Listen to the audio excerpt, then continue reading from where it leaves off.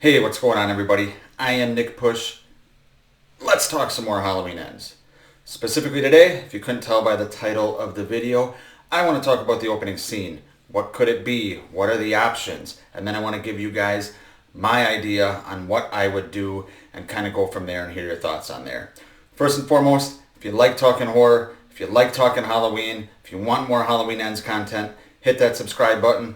Helps out the channel, and I appreciate it. Also, join me down in the comments section. Tell me how you would open Halloween Ends. Any opening scene thoughts on the franchise? Anything like that. Let me know in the comments, guys. Love to hear your thoughts, as always. So, let's talk opening scene. The way I figure it, and I want to hear your guys' thoughts as well, but the way I figure it is they got a few different options. Number one, they could start the movie right where Kills left off, right? We know it's not going to be the same night, but they could end it, with Michael walking out of the Myers house after killing, spoiler alert, Karen, and either walking into the ether or maybe being captured again. Depends on the execution, but that's an option. Number two, we could jump right into 2022. Find out what Laurie's been up to, find out what Allison's been up to, and jump right into some of the specific character moments and the character studies of what they've been up to for the past 4 years. Number three, they could start like they did Halloween Kills-ish with a flashback. Whether it's a flashback to 78, to 63, to, the night of 2018, whatever. That worked very well in Kills. But I'm suggesting a different option.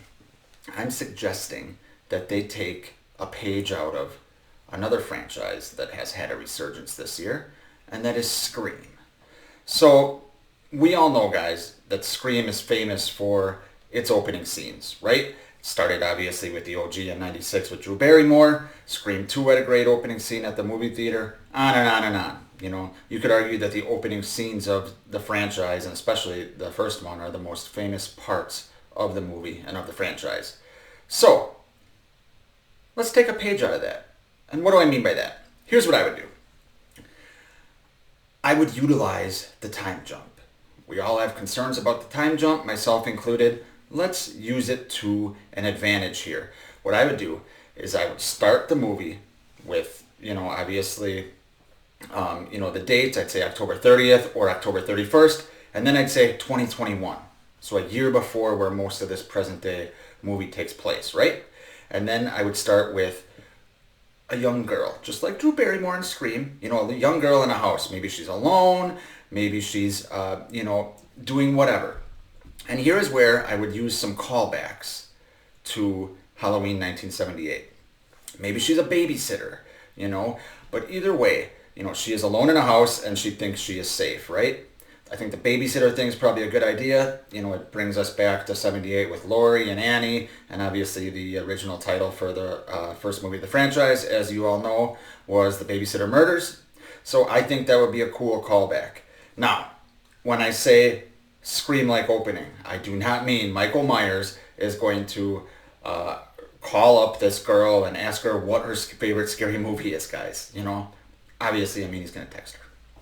It's 2022, Jesus Christ. But no, that's obviously not what I mean.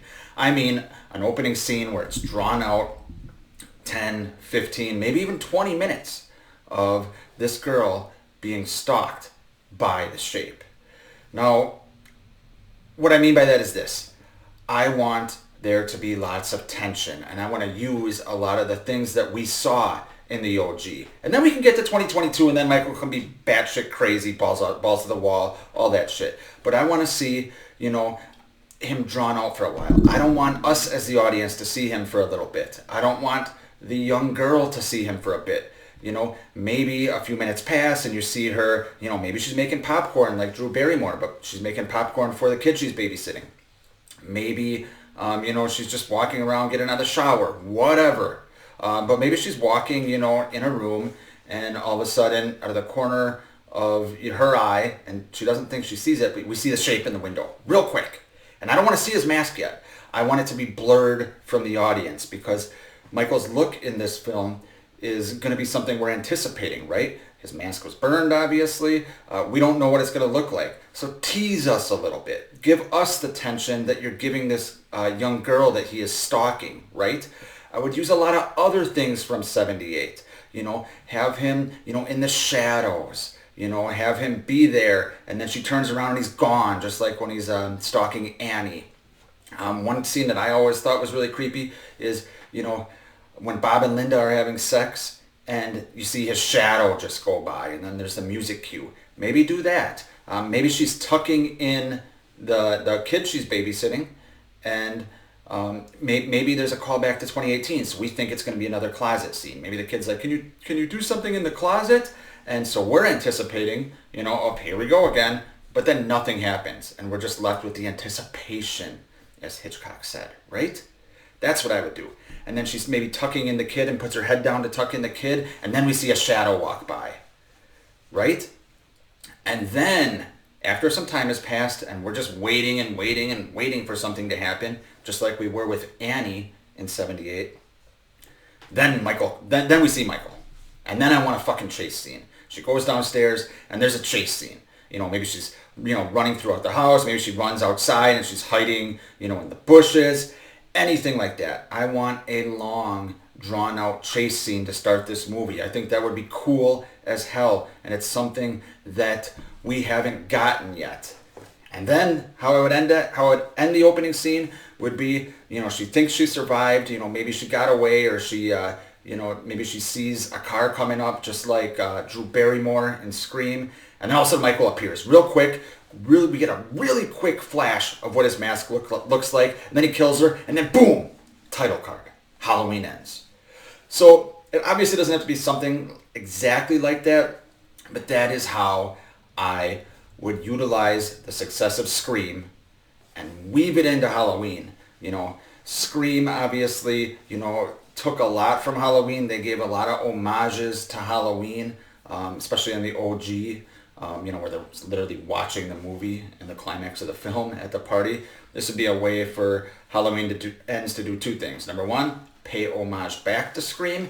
And number two, give us all that tension and excitement we've been waiting for, and really give us, punch us in the gut just like the flashback did, where it's just like, whoa.